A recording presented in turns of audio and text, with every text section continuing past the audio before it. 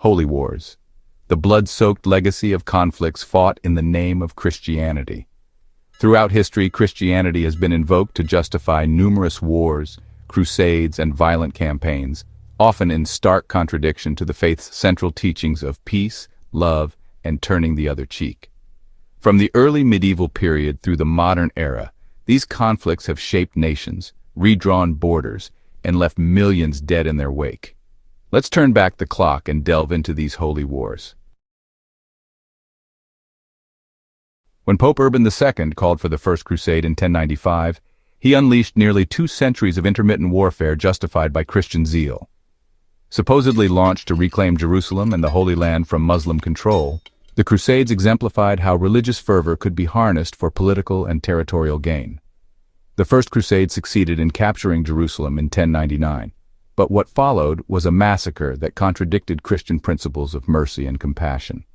Crusaders slaughtered Muslims and Jews indiscriminately, men, women, and children, until, according to contemporary accounts, knights rode through blood reaching their horses' knees. As the Crusader knight Fulcher of Chartres wrote, "In the Temple of Solomon the Crusaders rode in blood up to their bridles. Indeed, it was a just and splendid judgment of God that this place should be filled with the blood of the unbelievers." Later crusades proved less successful, and by 1291, Muslims had recaptured all Crusader territories.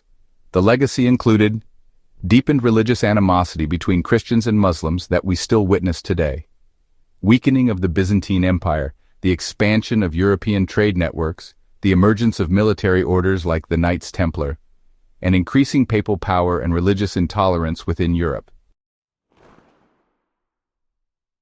For nearly 800 years, Christian kingdoms in the Iberian Peninsula waged a series of campaigns against Muslim-controlled territories. This process was called the Reconquista.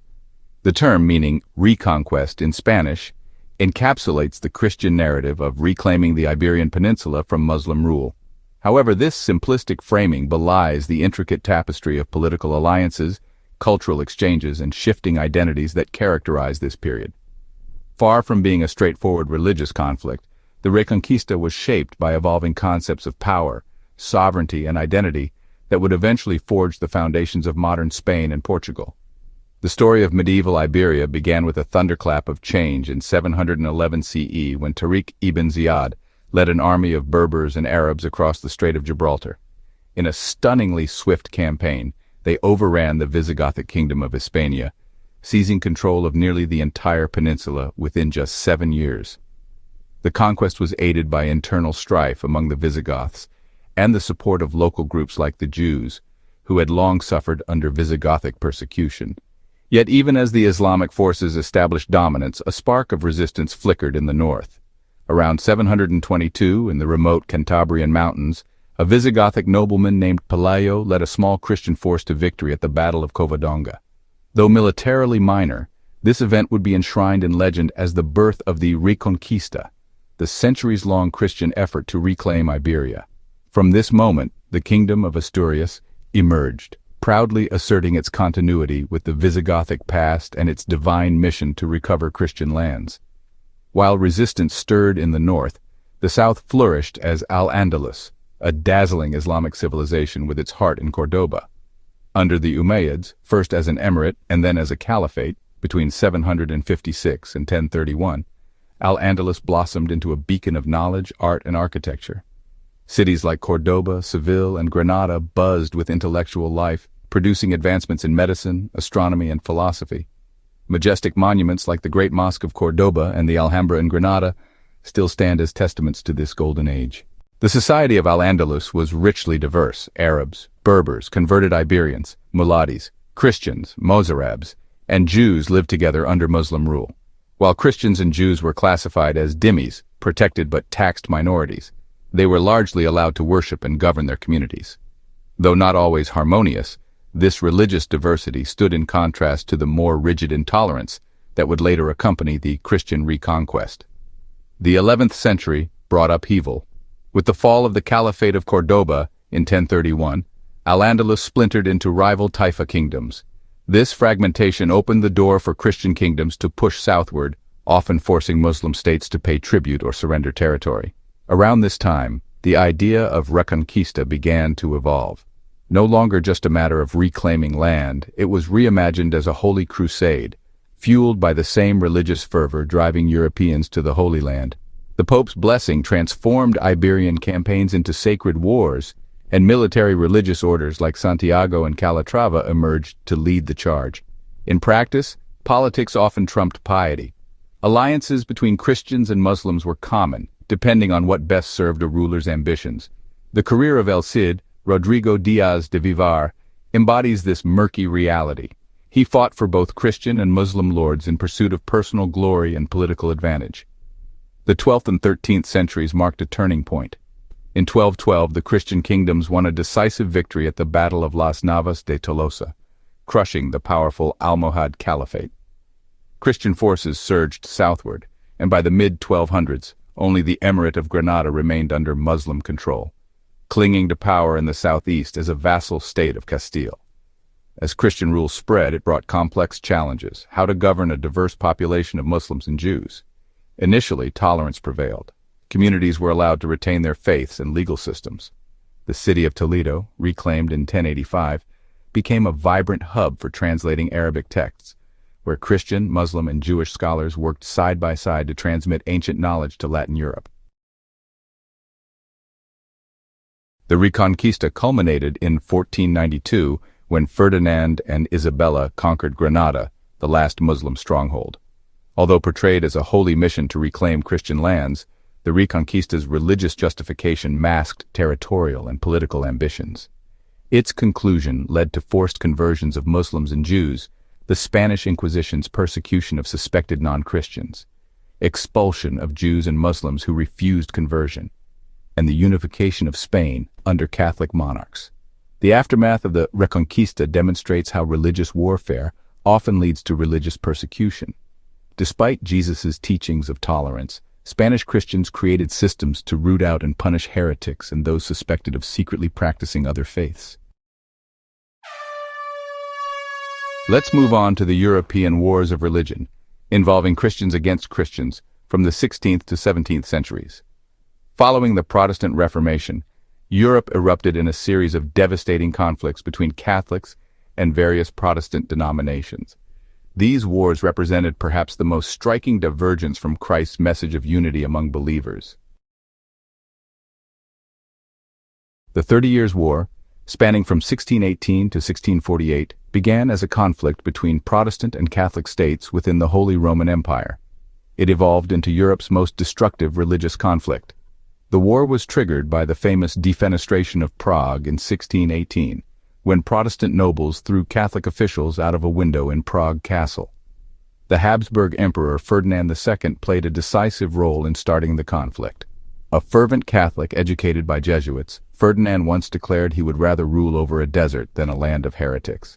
As King of Bohemia, he had revoked religious freedoms guaranteed by the Letter of Majesty and closed Protestant churches in Prague, directly provoking the Protestant rebellion. Throughout the war, Ferdinand's uncompromising religious policies, including the 1629 Edict of Restitution demanding Protestants return all church properties acquired since 1552, escalated tensions and expanded the conflict.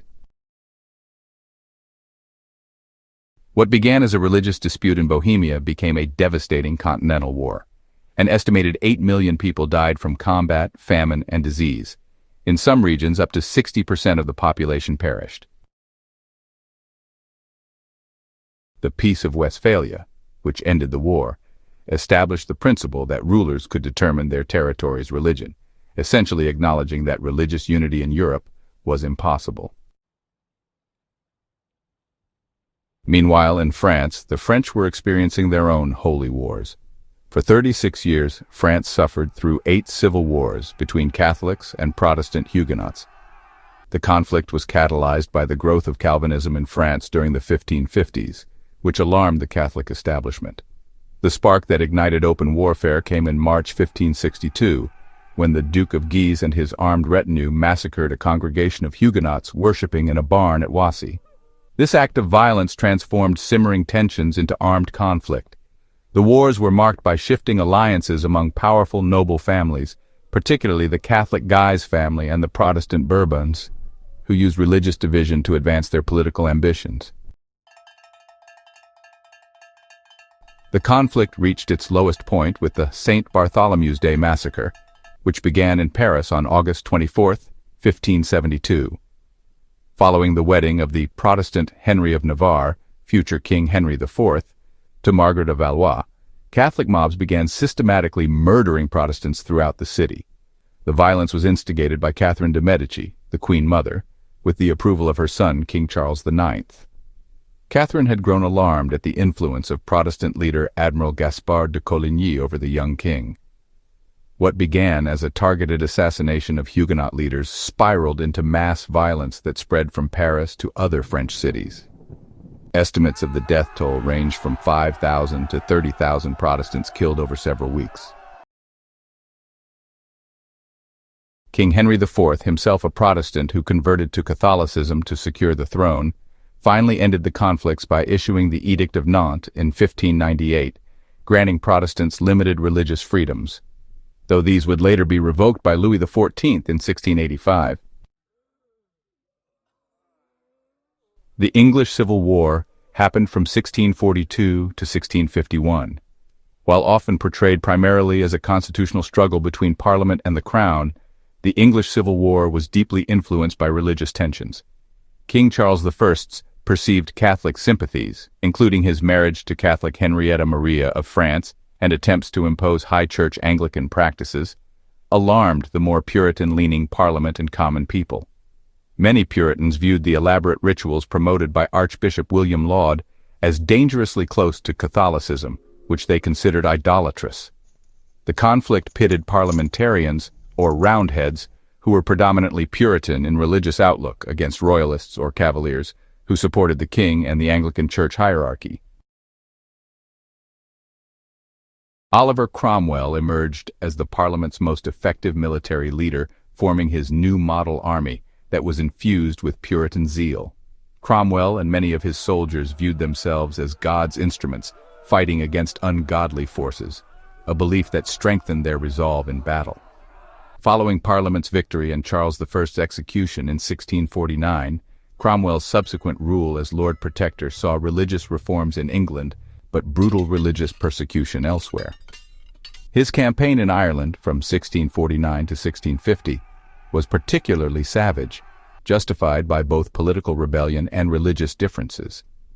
The massacres at Drogheda and Wexford, where Catholic civilians and priests were slaughtered alongside combatants, were defended by Cromwell as a righteous judgment of God upon these barbarous wretches. These atrocities cemented centuries of religious-tinged animosity between Ireland and England. The restoration of the monarchy in 1660 did not end England's religious tensions. The Test Acts and various religious settlement laws continued to discriminate against both Catholics and Protestant dissenters until the 19th century. The religious dimensions of the English Civil War had lasting consequences for British politics, constitutional development, and imperial policies. The Northern Crusades forced religious conversion, spanning the 12th to 13th centuries. While the better-known Crusades targeted the Holy Land, the Northern Crusades focused on forcibly converting pagan peoples around the Baltic Sea. These campaigns were launched in 1147, when Pope Eugene III extended the crusading concept to the northern frontier of Christendom, authorizing campaigns against the pagan Wends, the Slavic peoples living east of the Elbe River. The catalyst for this expansion of crusading was the failure of the Second Crusade in the Holy Land, which prompted European leaders to seek more achievable victories against pagans closer to home. Bernard of Clairvaux, the influential Cistercian abbot who had preached the Second Crusade, declared, "We prohibit that for any reason whatsoever a truce should be made with these peoples, the Wends, until such time as with God's help they shall either be converted or wiped out." Multiple groups participated in these northern holy wars. Danish and Swedish kings launched campaigns against Finns, Estonians, and other Baltic peoples. German princes from Saxony and Holstein attacked the Wends and other Slavic peoples. The Livonian Brothers of the Sword, a military order founded in 1202, conquered parts of modern Latvia and Estonia. The Teutonic Knights, originally formed during the Crusades to the Holy Land, became the dominant force in the region after 1226, when they began conquering Prussia.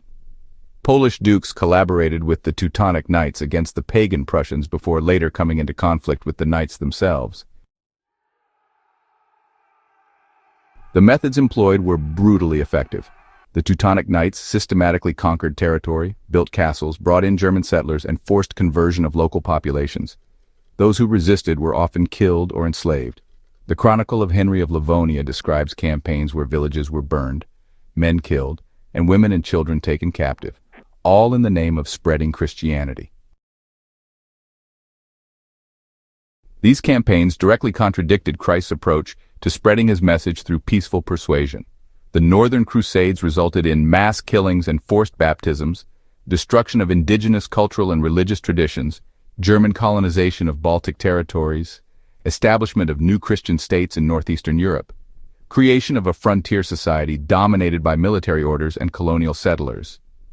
By the end of the 13th century, paganism had been largely eliminated from the Baltic region through these violent campaigns, completing the Christianization of Europe through methods at odds with the peaceful message of the gospel. The Albigensian Crusade resulted in Christian on Christians violence from 1209 to 1229. The Catholic Church's crusade against the Cathar heresy took place in the Languedoc region of southern France, centered around the city of Albi, from which the term Albigensian derives. This wealthy region had developed a distinct culture and significant autonomy from northern France, with close ties to Aragon and the Mediterranean world. The Cathars, from the Greek katharoi, meaning pure ones, followed a dualistic belief system that significantly departed from Catholic orthodoxy.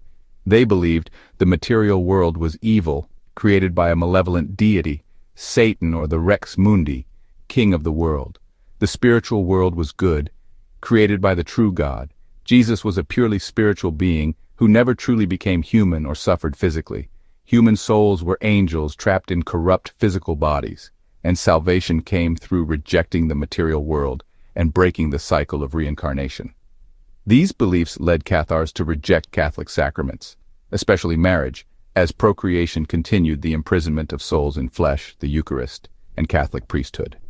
Their ascetic lifestyle, including vegetarianism and rejection of wealth, stood in stark contrast to the perceived corruption of the Catholic clergy. When Pope Innocent III called for a crusade against the Cathars, northern French nobles eagerly participated, motivated by both religious zeal and the opportunity to seize southern lands. When asked how to distinguish between heretics and true Catholics in the city of Béziers, the papal legate reportedly said, "Kill them all. God will know his own."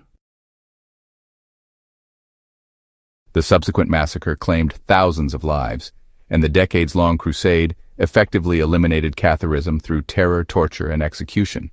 The campaign established the Dominican Order and the medieval Inquisition as institutions specifically designed to root out heresy. This violent suppression of alternative Christian interpretations starkly contrasted with Jesus' teachings of forgiveness and his warnings against judging others. European colonization often intertwined Christianity with imperial conquest. Spanish conquistadors in the Americas, Portuguese explorers in Africa and Asia, and later colonial powers frequently justified their conquests as spreading Christianity. In the Americas, indigenous populations were decimated by disease, warfare, and forced labor, all while colonizers claimed to be saving souls. Bartolomé de las Casas, a Dominican friar who witnessed these atrocities, wrote, "What we committed in the Indies stands out among the most unpardonable offences ever committed against God and mankind." Even in recent times, Christianity has been invoked to justify violence. In Northern Ireland, the Troubles, from 1968 to 1998, pitted Protestants against Catholics in a conflict that claimed over 3,500 lives. In Bosnia, some Christian Serbs committed atrocities against Bosnian Muslims in the 1990s, justifying ethnic cleansing with religious rhetoric. In Central Africa, the Lord's Resistance Army claimed Christian inspiration while committing horrific human rights abuses.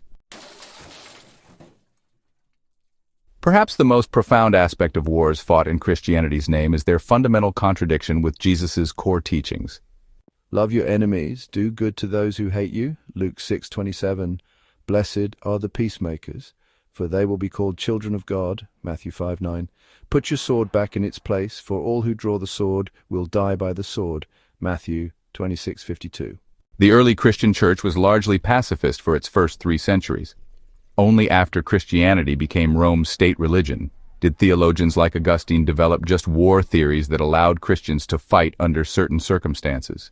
The history of wars fought in Christianity's name serves as a sobering reminder of religion's potential for both inspiration and corruption. These conflicts demonstrate how readily foundational teachings of peace can be set aside when political power, territorial ambition, and human fear of difference come into play. This historical accounting is not meant to single out Christianity. Virtually all major religions have been used to justify violence at various points. Rather, it highlights the universal human tendency to corrupt spiritual teachings for worldly purposes. The legacy of these wars continues to influence global politics, interfaith relations, and cultural identities today.